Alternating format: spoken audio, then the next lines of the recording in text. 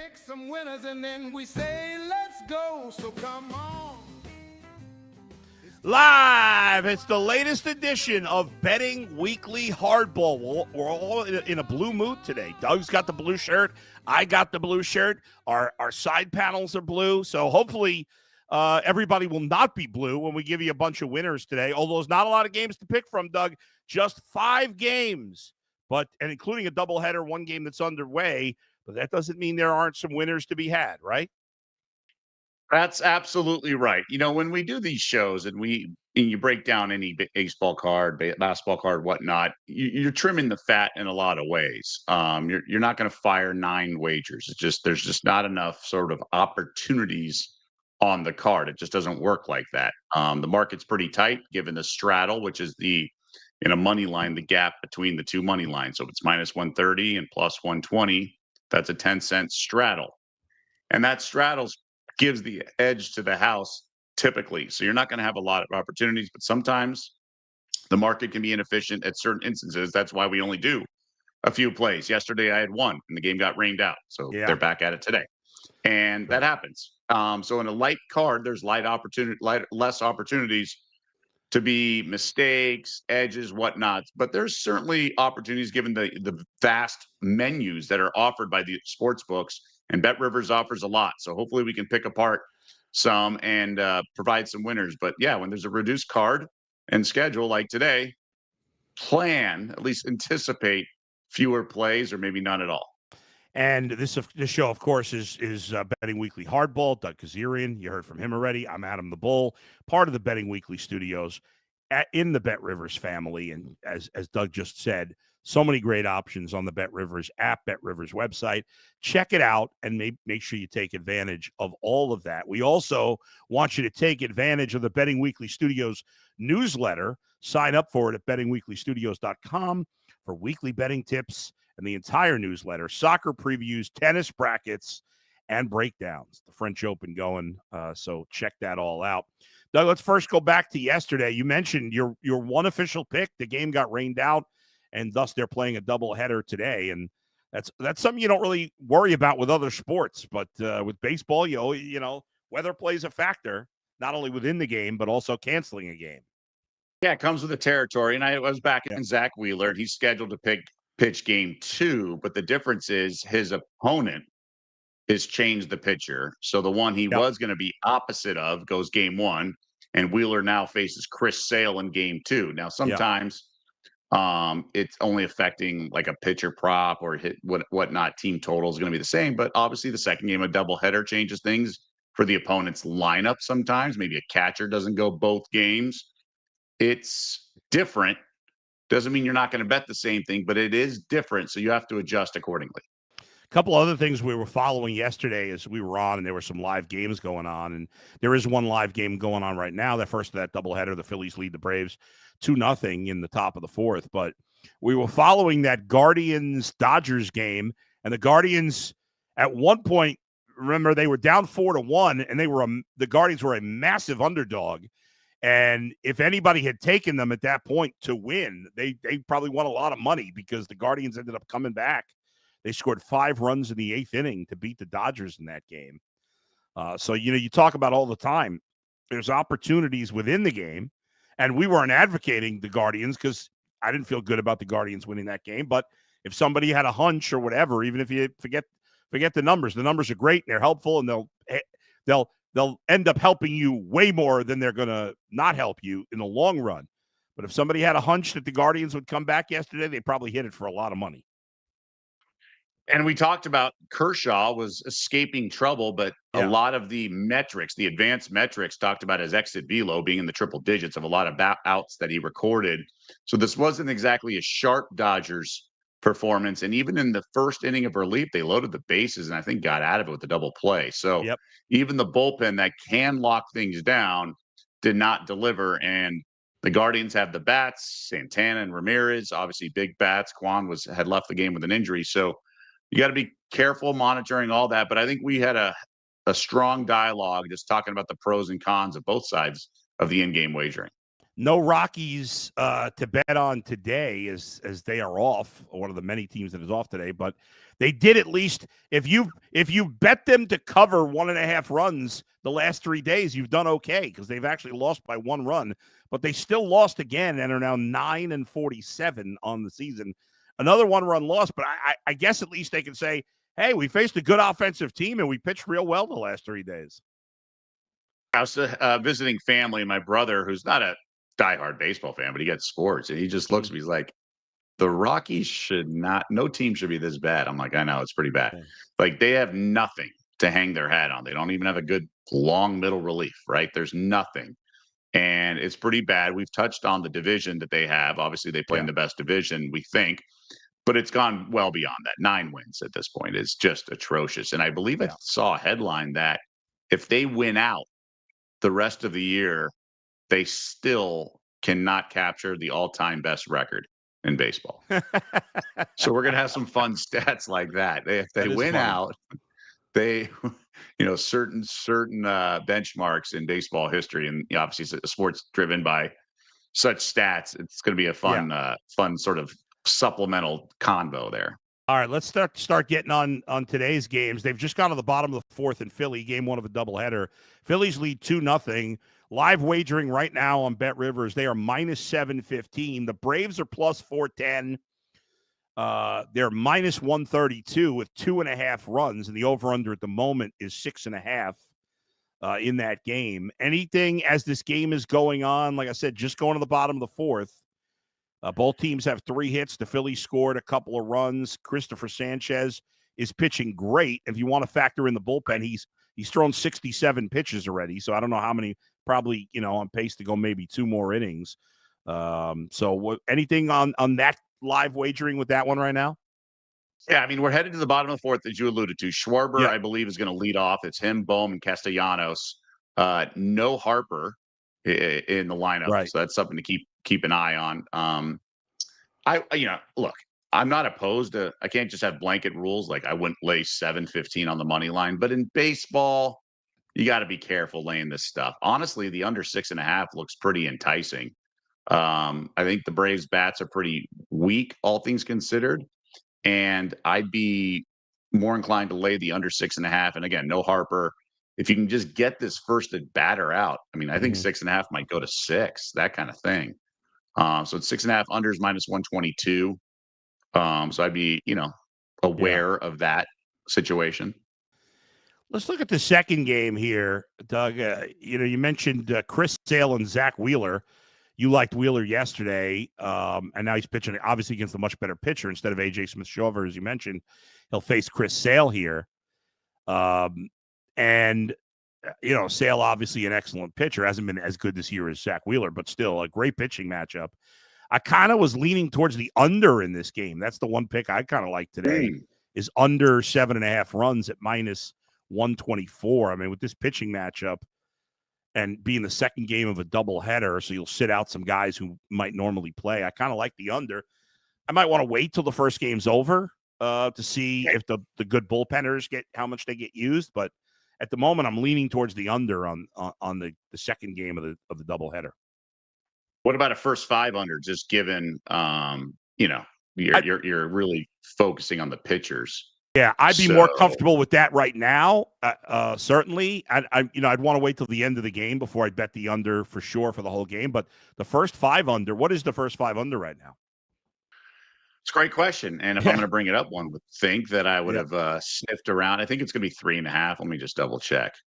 Total hits in the first 5. Gosh, there's so many things. It's really hard to scroll around. It's 3.5 first 5. Yeah. The over is -120. The under is -112. So yeah, I love the under first 5. And depending on how this first game finishes, I'd like the game under as well, but first 5, yeah, I don't expect to see many runs scored, even with the Phillies' good lineup in the first, especially because like Schwarber's been one of their best hitters, and he's a left-handed hitter, and Chris Sale's a left-handed pitcher, and Chris Sale can be very dominant, especially over a short period of time, like 5 innings. So. Yeah, so Schwarber got out, by the way, just to jump back to game 1, and it's the over under remains 6.5. That surprises me. So if it was 6.5, under -120 with nobody out and Schwarber coming, it's kind of confusing here. But I would say so. I'm assuming Harper's going to play the next game. I think he's banged up right now, so I'm not sure. Let me see. I'm going to look for the latest information on that. But I think he got hurt yesterday. Let me see what they're saying here. Here's the latest I got on this. Bryce Harper absent for game one of the team's doubleheader. Rob Thompson was encouraged by Harper's progress since he took a Spencer Strider fastball to the arm Tuesday night and exited the game with a right elbow contusion. The Phillies manager was unsure whether Harper would be available for game 2. So, look, that does factor into things, right? Yeah. When you need offense to deliver, right, you got to be careful back in a team. I guess my question for you is, are you comfortable with Sale, who did start the season a little shaky, has obviously been playing much better, and just throwing it out there. Sale's in terms of like, sorry to cut you off, but last 7 starts by Sale, he's given up a total of 9 earned runs in, well, let me do last 6 starts. Last 6 starts, he's given up a total of 7 earned runs in over 30 innings. So he's pitched real well. The strikeouts have been there. At least 6 strikeouts, 5 starts in a row. He's had 10 a couple of times. So yeah, I'm feeling good about Sale. I'm feeling good about that pitching matchup. I don't think Bryce Harper is going to play the second game. I saw another quote from Phillies manager Rob Thompson when asked about, Harper being a pinch hitter in the first game. He said, quote, hasn't even swung a bat yet, so I'm not really sure. I wouldn't put him in a game until he's comfortable swinging. Now, obviously that can change, and those were comments from last night, but my gut tells me he's not going to play at all today. So I would factor that in at least. I would agree with that, just based on the information you provided. Honestly, I would just look at the Braves team total under 3.5. I think Wheeler's unhittable at this point. Yeah. So I wouldn't mess around. I like the concept of unders. I like the concept of avoiding them having to win in case Sale pitches well. But if Sale's going to pitch well, it doesn't really matter. I just focus on the offense not being able to hit Wheeler. So in this case, I'd go Wheeler. Braves team total under 3.5, because I'd rather just isolate that situation with the Wheeler going against that offense. And you're looking at -117. So yeah, there's a lot of guys have experience against Zach Wheeler in the Braves lineup, but not a lot of success. I mean, really, Ronald Acuna, who's just off the IL a few days ago, is really the only guy that has hit Zach Wheeler well in this lineup. Austin Riley's been okay against him. Sean Murphy's been okay. And Acuna's been really good. Everybody else that's faced him a lot has been terrible against him. So that even backs up your point even more about Zach Wheeler, that he's had success against this Braves lineup. A Braves lineup that's not having a lot of success overall, as you mentioned. So we'll keep an eye on that one. All right. So besides the doubleheader, there are a few other games going on today. Let's get to the next game on the docket. Before we do, I want to remind you folks, don't miss the Betting Weekly Betcast for the Champions League final, PSG versus Inter Milan.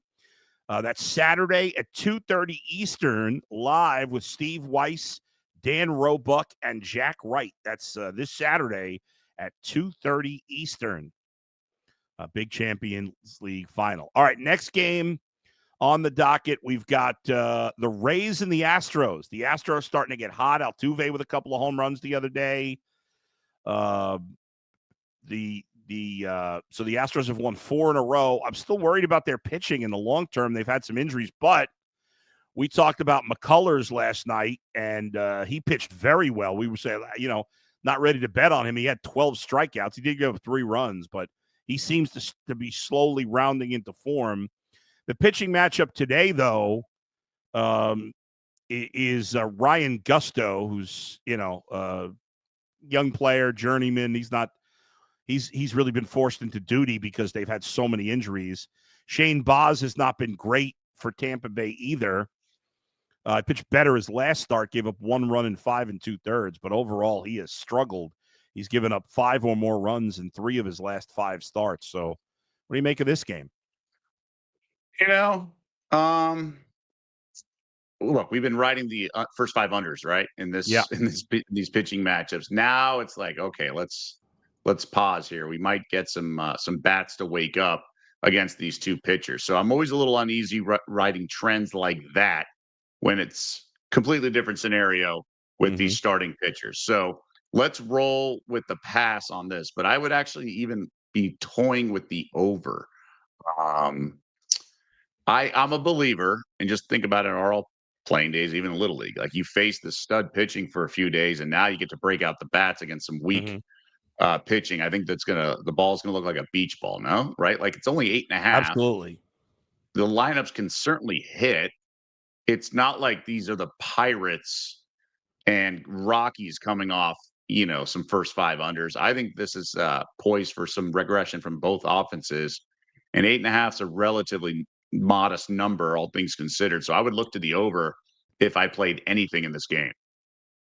All right, looking towards the over on the Rays and Astros. Yeah, I mean, we talked about the pitching matchup. It's not very good. The Astros bats, which were cold earlier in the season, have gotten hot. The Rays have actually played better on the road than at home. The Astros have been great at home. So yeah, I could see the over in this one. I could be talked into that. That game's an 8:10 Eastern start in Houston. By the way, totally off the MLB radar. Have you ever bet on Japanese league or Korean baseball league games? Yeah, during COVID, but it's not like I was just an action junkie. There were people I know, really respected bettors, who were betting it and handicapping it. So Oh, really? I respected it, and some plus money, things like that. I was more into the Russian ping pong at the time, and I literally had every player broken down like no other. I Really? knew the stuff. Oh yeah, yeah. There was one guy who looked like Little Mac in Mike Tyson's Punch Out. There was another guy who looked like Soda Popinski. It was a solid rotation, but I did respect some respected opinions came in down the pipeline, if you will, of KBO, and I jumped in for just a little nibble. I mean, remember, not a lot of options back Oh then. my I was God. also really just recreational, like 50 cents a dollar. Yeah. Betting some, I think it was like all Japanese horse racing, like the track, the time difference in the East Coast where I was, and it was fun to watch it at 1 a.m. Just some ponies. So betting some ponies a little bit at that time of night.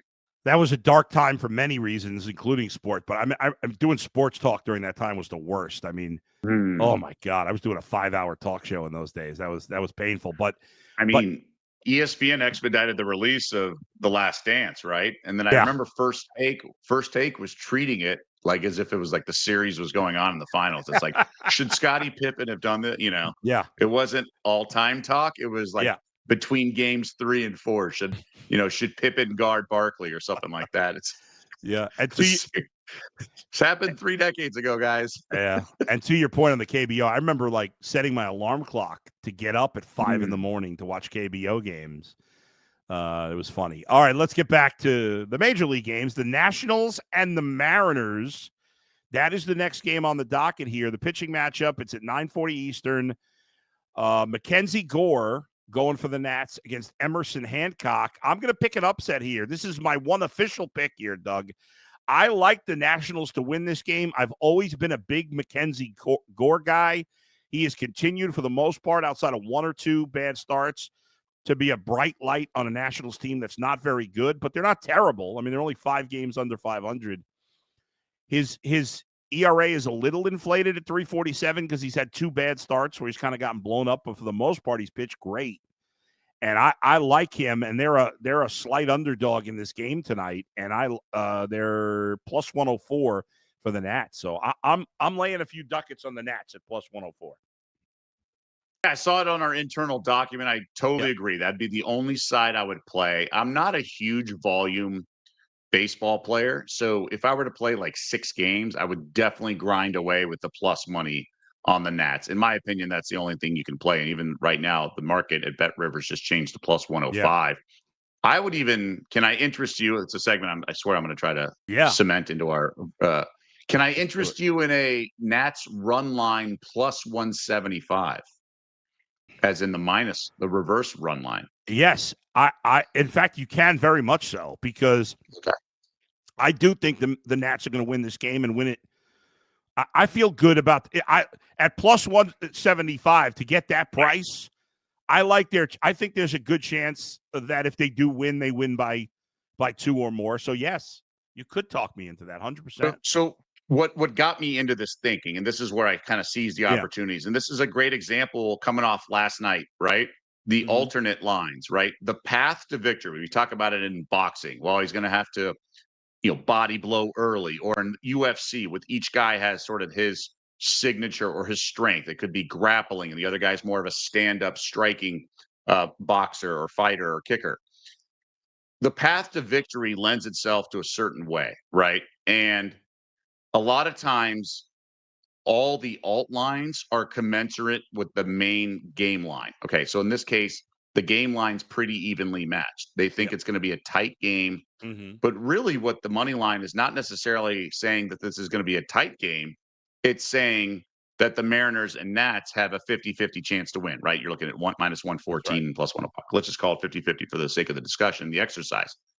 So if each team has a sort of a 50-50 shot, that doesn't always mean there's a 50-50 shot that they each win by 1 run. Okay.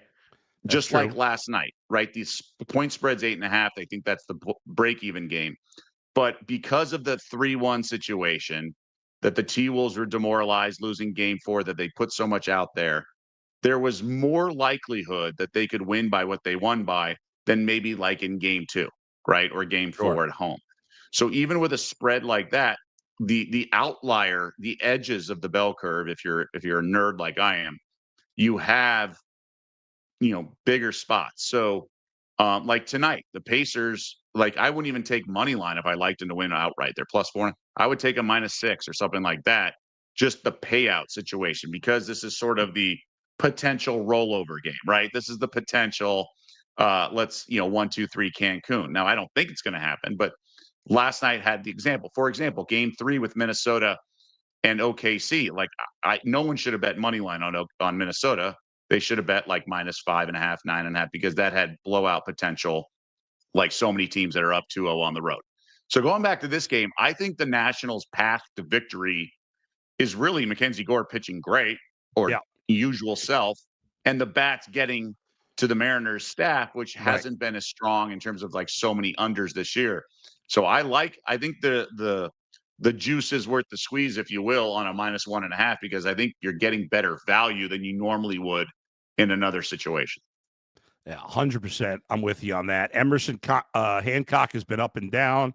He is coming off a decent start, but even when he pitches well, like he had 3 runs in 6 innings his last start, he still, gave up 9 hits. He's prone to the home run. He's given up 5 homers in his last 3 games. So 1 or 2 homers in this game, and maybe it gets out of hand for the Nats. So I think it's really, what you just You can talked break about. up your bet too. Yeah, you Yeah, can break up your bet. You can do like 80% on the money line. Let's say yeah, let's say you do $2. You can yeah, do $1.60 on the money line and 40 cents on the run line, right? You yeah. you don't have to do all or nothing. You can kind of That's chop it right. up.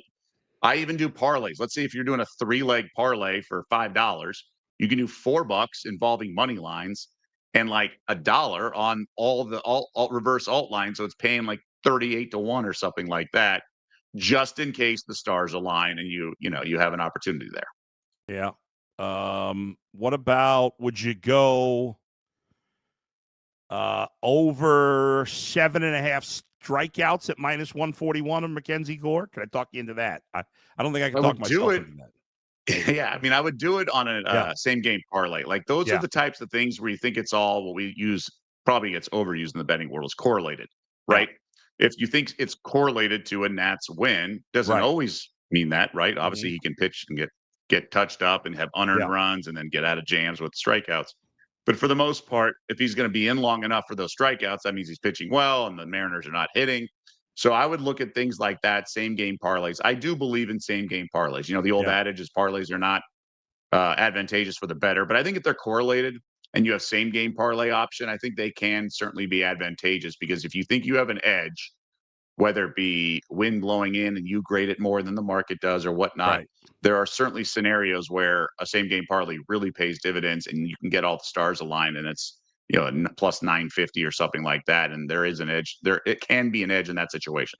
The insight you just gave us about how, even though Vegas thinks it's a 50-50 game, it doesn't mean that, it's going to be a close game necessarily. One team might have a better chance to win by more runs because if you factor in some circumstances, this is the insight, folks, that you are not getting in other places.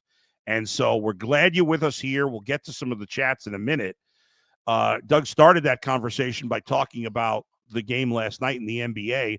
Well, there's a game tonight in the NBA too, and in a little over 30 minutes at 3:00 Eastern, Betting Weekly Fast Break is coming your way. So obviously you'll be talking Celtics, Knicks in that one, but that's not it. You got more on the show as well. Yeah, I mean, we're gonna look into some futures with the Thunder. Obviously, they punched their ticket into the NBA Finals, and that starts a week from today in OKC, regardless of who advances from the East. But we also have the WNBA. A couple games tonight. I have a really strong play for tomorrow already that I think we should get ahead of the market on. There's 5 games in the W tomorrow, and that's the thing. You want to beat the market. I think there's a unique line move. There's some sharp money that's come in pretty firm on one of the WNBA games tonight. I'll share my thoughts on that and how I think you should play it, i.e., team totals. So there's a couple angles tonight I have. Wes Reynolds has done a great job so far breaking down the W and the NBA. He's a Indiana native, so he's a proud Hoosiers. He's got the Pacers gear on, I would imagine, for tonight. Yep. But we're going to ask his insight because there's some interesting angles on props. Yesterday I've been on Chet Holmgren every single game in that series to go under his rebounds prop. Did again, 5 for 5. There's some definitely trends that I think are matchup based in this Knicks Pacers series that we can get into. And there's been some adjustments, right? Tom Thibodeau switched his lineup around. What's the domino effect? And we just saw 1,000,000 points in the last game, and the over under did not move for tonight's game 5. So we'll discuss that and see if we're ignoring the free money, if you will. Speaking of props as well, tear into action with BetRivers prop packs. Place a same game parlay. Doug just talked about same game parlays.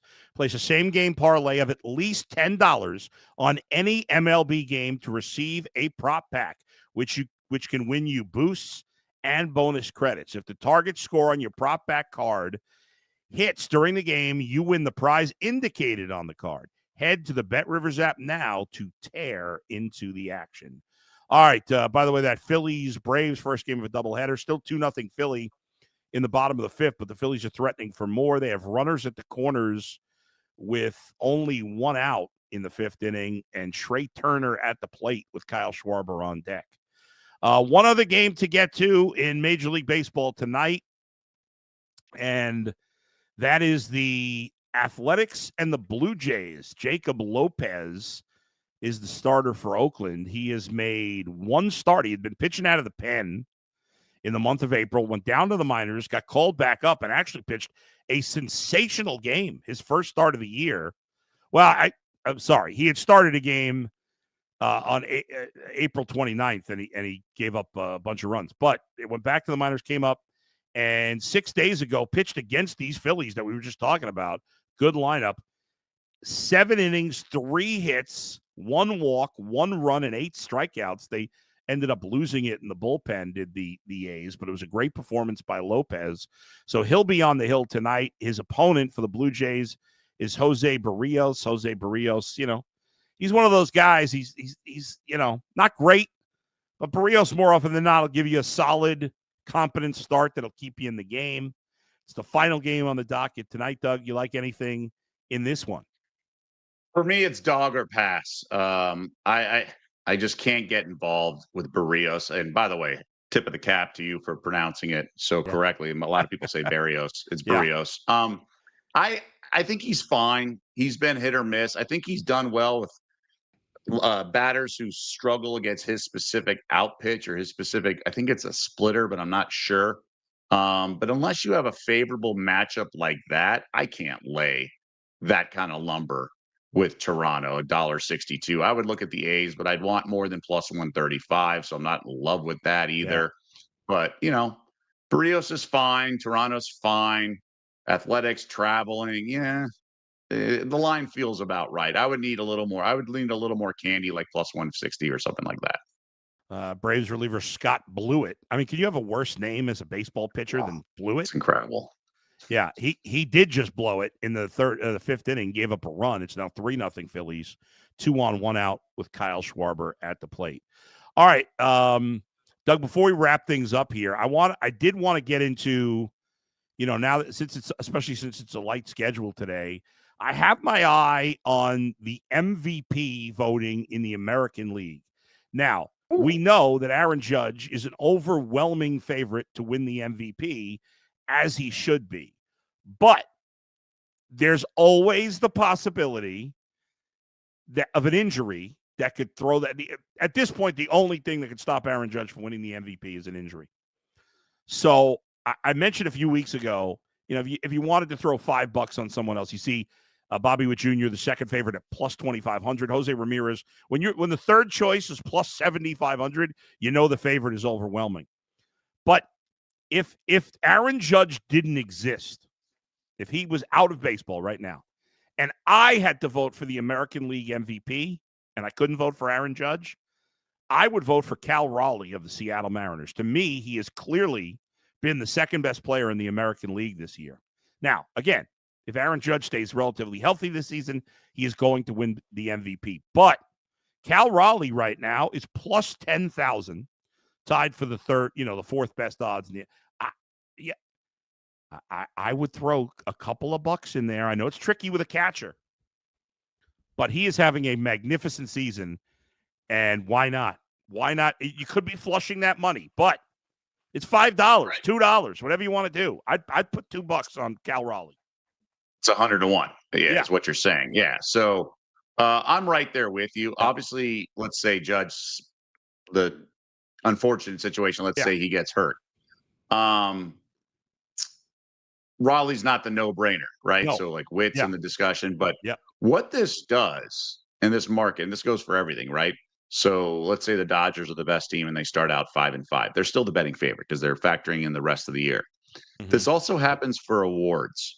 We're only a third of the way through the season, and some guys knocking the cover off the ball. They anticipate that's going to regress, and guys who could get hot, that are good and proven over time, but could get hot, maybe miss some time with an injury. They factor that in the what's remaining left in the season. So remember, a lot of people were betting Lindor last year, and they made a run, and Lindor had some votes. Even it got some buzz. So with Raleigh, he's 100-1. So like he should not be the same odds as Vladimir Guerrero Jr. because the Mariners are in first place. That's right. And while baseball is the one sport where it doesn't carry a ton of weight in terms of where you finish in the standings, for example, Trout won when I think the Angels finished exactly 81-81, and then other times when they didn't even go to the playoffs.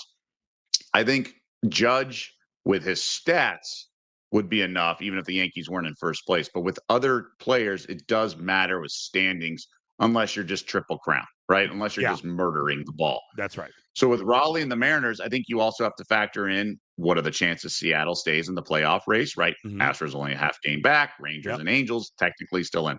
So that is part of the 100-1. His ability and no track record of really dominating and being an MVP candidate on top of Seattle staying in the hunt. Yeah. Whereas that's what makes it so weird with Vladimir Guerrero Jr.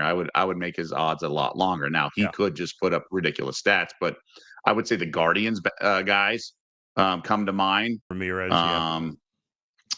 maybe some.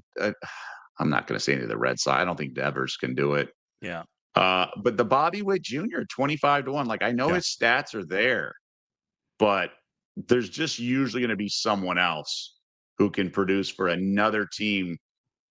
Not just winning the other two American League divisions, but also in the going to the playoffs and carries a mediocre team. So I think of all the players outside of Judge, Raleigh's the only one I would really consider at this price. Let's look at the World Series odds right now. The updated World Series odds. Obviously the Dodgers are the favorites. They will remain the favorites probably the whole season. They are plus 225. The Yankees are second at plus 500. The Tigers are third at plus 700. Phillies fourth at plus 800. And then a tie at fifth, the Mets and Cubs at plus 1,200. As you look at the World Series odds, Is there anybody? Let's leave out the Dodgers and the Yankees, who are the two favorites. Is there anybody that any other team, maybe even a long shot, that catches your eye that you might want to lay $1 or $2 on? I'd say the Padres at 20-1 or the Rangers at 25-1 interest me. The Rangers have DeGrom. I feel like the lineups could get going. What you have to factor in with a team like the Padres, if they don't win the division, then they have to win an extra round, right? Win an extra game or something. So that's involved in the combined probability of each round, right? That's what these are. It's a combined money line parlay of all the rounds, and the projected series prices and things like that. So I wouldn't touch the Cubs at 12-1. Mets, maybe. I mean, I think their upside is pretty obvious. Mm-hmm. Giants, I think at 50-1 could interest me because they have Logan Webb and some other arms. The bats are just so questionable. Mm-hmm. But I'd say the Rangers maybe at 25-1. I obviously worry about the offense, but if they can get there, they're going to be formidable. I actually like the Rangers a lot at 25-1. I'm with you, and I think their lineup will pick up as the season goes along. Some of these starts by some of these guys. I mean, like maybe Marcus Semien is just done at 35, 36 years old. I don't know, but I can't imagine he's going to be this bad. Jock Peterson, I know he's hurt. I can't imagine he's going to be this bad. But a couple others I like. I like the Diamondbacks at 35-1. They've underachieved so far this season because of their pitching. I think their pitching should be much better. I am concerned about their bullpen. And if you want a fairly long shot, I mean, the Guardians at 45-1. Their lineup is probably not good enough to win a World Series. But the reason I'd consider a couple of dollars on the Guardians is their bullpen was the best in baseball last year. It's not been the best so far this year, but it's still really good, and I could see it being the best by the end of the year. They've got 4 or 5 excellent arms in their pen. But Shane Bieber is going to come back from the injured list probably in a month or so. And the possibility of Shane Bieber, Tanner Bybee, and Gavin Williams in a playoff series, they could be a threat. So a lot to like. Yeah. So I at 45-1. They have the longest odds of any team. Well, no, I'm with you. The Giants probably have the longest odds at 50-1 of any team that I could possibly see winning. I just think the Guardians, Cardinals 100-1. Yeah, and the Cardinals could make the playoffs, but I think ultimately the National League is too good, and I don't like the Cardinals pitching. I don't think they could, even if they made the playoffs, which I don't think they will. Right. I can't see them. The top National League teams are just too good that I can't see the Cardinals, getting that far. The reason I would take the Guardians over the Cardinals or the Giants is just the top of the National League is better. So I think the Guardians have just a better chance of making the playoffs than those other teams. What I would encourage, and I think there's enough articles out there and there's enough sort of websites where you can kind of look this up, but I would look up what were the odds of teams going into the playoffs last year. Oh yeah. Well, and so, when you look at the Cardinals, you basically have to compare like, all right, would I bet the Padres at 20-1 now or just wait till they make the playoffs? Because now you run the risk, or you could have the option that they win the division and therefore get, an automatic, punch round advance. But typically a lot of these odds aren't that much better than they are going into the playoffs. So that's something to keep in mind in the back of your mind. Again, just Google it, look it up, things like that. Okay.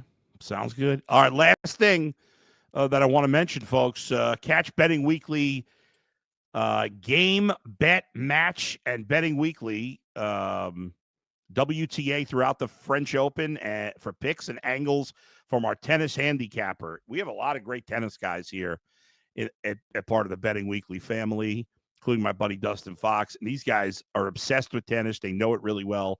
The French Open going on, so make sure you check it out. Thanks to Chris and Alex for producing today.